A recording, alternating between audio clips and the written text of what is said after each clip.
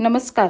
आज आपण पांढरे शुभ्र दोनपट फुलणारे बटाट्याचे वेफर्स कसे करायचे हे पाहणार आहोत.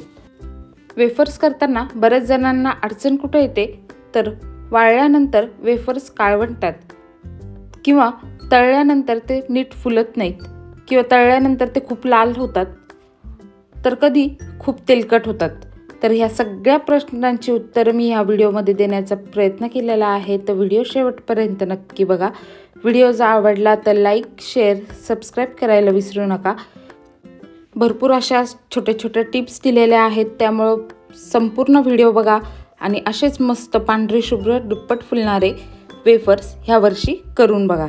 चला तर मग वेळ न घालवता रेसिपीला सुरुवात करूया. आज मी तुम्हाला 2 किलो बटाट्याचे बटाटा वेफर्स करून दाखवणार आहे. त्यासाठी इथे मी 2 किलो इंदोरी बटाटे घेतलेले आहेत. बाजारात हे आरामात मिळतात. अगदी पातळ सालीचा बटाटा असतो. दाखवते त्या पद्धतीने चेक करू शकता. अगदी मस्त पांढरा शुभ्र बटाटा दिसतो. याच्यात स्टार्चचे प्रमाण कमी असतं, त्यामुळे वाळवणीचे पदार्थ अगदी छान पांढरे शुभ्र बनून तयार होतात.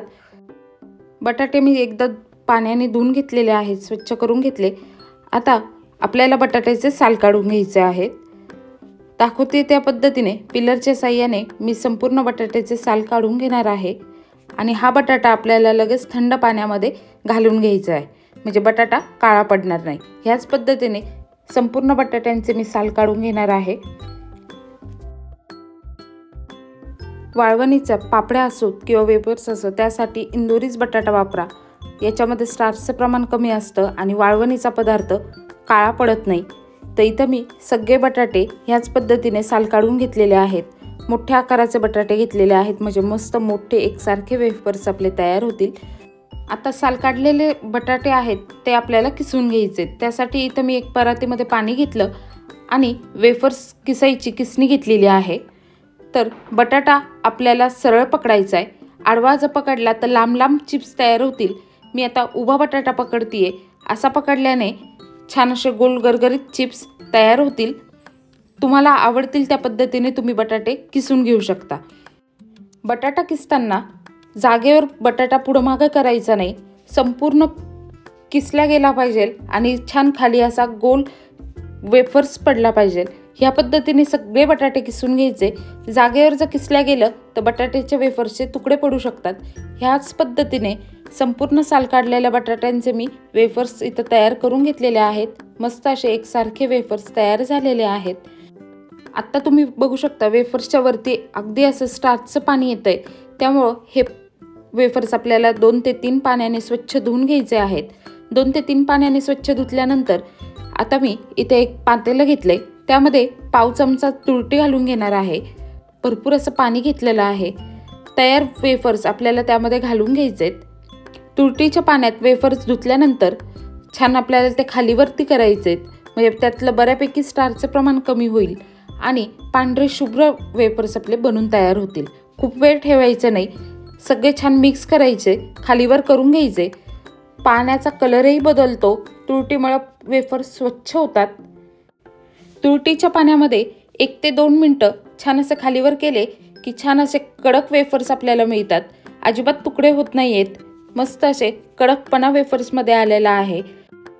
तुरटीच्या पाण्यात आपण जर चिप्स व्यवस्थित धुवून घेतले तर तुम्ही बघू शकता मस्त असं पांढरे शुभ्र वेफर्स आपले तयार झालेत आणि खाली राहणारं पाणी जरासं काळपट आहे किंवा त्यामध्ये बऱ्यापैकी स्टार्च निघून गेलेला आहे. स्वच्छ पांढरं शुभ्र असे चिप्स आपल्याला मिळालेले आहेत. तर ते आता आपण स्वच्छ 2 पाण्याने पुन्हा एकदा धुवून घेतले आणि आता त्यावरती जर पाणी पाहिलं तर अगदी स्वच्छ पाणी राहिलेलं आहे. सगळं स्टार्च निघून गेलेलं आहे. एका मोठ्या पातेल्यामध्ये मी भरपूर असं पाणी घालून घेतलं. त्याला छान उकळी आलेली आहे. त्यामध्ये आता मी चवीपुरतं मीठ घालून घेणार आहे आणि जे आपण तयार करून घेतलेले वेफर्स आहेत ते आपल्याला सगळे उकळत्या पाण्यामध्ये घालून घ्यायचे. गॅसची फ्लेम मोठी ठेवायची आणि संपूर्ण वेफर्स आपल्याला त्या पाण्यामध्ये घालून घ्यायचे आहेत. वेफर्स घातल्यानंतर पाण्याची उकळी जाते आणि आपल्याला छान असं सगळं मिक्स करून घ्यायचं आहे. गरम पाण्यातच वेफर्स घाला. जर थंड पाण्यात वेफर्स घातले आणि मग ते उकळायला ठेवले तर ते अगदी शिजल्यासारखे होतील किंवा त्याचा गाळ लद्दा होऊ शकतो. तर ह्या पद्धतीने अजून साधारण 4 ते 5 मिनटं मी या पाण्यामध्ये ठेवले वेफर्स, छान सगळे हलवून घ्यायचे। इथं आता वेफर्स आपले जरा ट्रान्सपरंट झालेले आहेत किंवा थोडेसे बोट चेपे झाले की आपले वेफर्स इथं वाळवण्यासाठी तयार झालेत।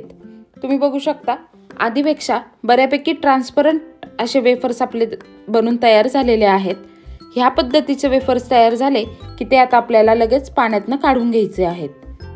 एक कटोरं घेतलं, त्यावरती चाळणी ठेवली आणि तयार वेफर्स आपल्याला संपूर्ण गरम गरमच त्या चाळणीवरती काढून घ्यायचे आहेत पाण्यातनं। साधारण 80 ते 90% आपल्याला वेफर्स इथं शिजवून घ्यायचेत। खूप जास्त 100% जर शिजवले तर त्याचे तुकडे होतात आणि वेफर्स आपले एकसारखे गोल राहणार नाहीत। गरम असतानाच हे वेफर्स सुट्टे करून आपल्याला सुती कापडावरती घालून घ्यायचे आहेत। एक एक सुट्टा करत मी सगळे वेफर्स असे घालून घेणार आहे, किंवा तुमच्याकडे जर वेळ नसेल ते एका ठिकाणी घातले आणि हाताने जर पसरवून दिले तरीही चालेल, तसे सुट्टे केले तरीही चालतात। पण ह्या पद्धतीने केले तर ते अगदी सुट्टे सुट्टे होतात, अजिबात एकमेकांना चिटकले जात नाही आणि खूप वेळ लागत नाही, बराबर ही प्रोसेस होते। कडकडीत उन्हामध्ये 2 दिवसांसाठी मी वेफर्स छान वाळवून घेणार आहे।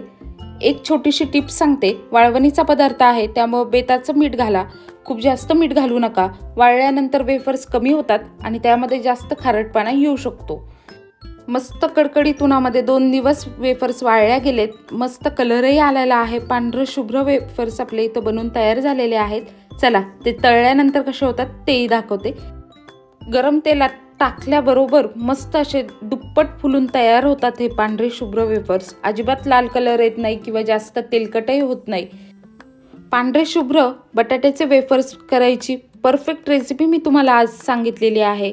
भरपूर अशा टिप्स दिलेल्या आहेत, ते ह्या उन्हाळ्यात नक्की करून बघा आणि तुम्हाला माझे व्हिडिओ कसे वाटतात तेही मला कमेंटमध्ये नक्की कळवा। हा व्हिडिओ जर तुम्हाला आवडला असेल तर व्हिडिओला लाईक करा, शेअर करा आणि चॅनलवर जर नवीन असाल तर सबस्क्राईब करा। धन्यवाद।